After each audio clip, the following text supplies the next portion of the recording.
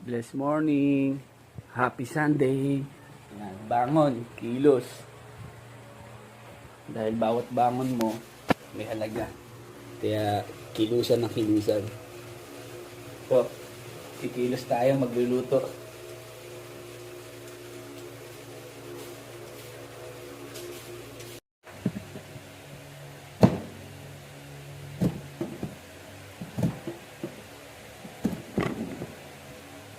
Mapagod ka na ba?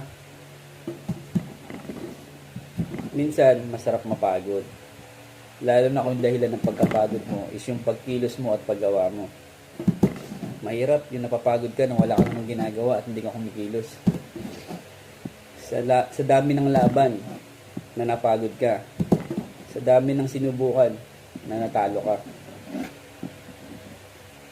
Still, nakatayo ka. Bumabangon para sa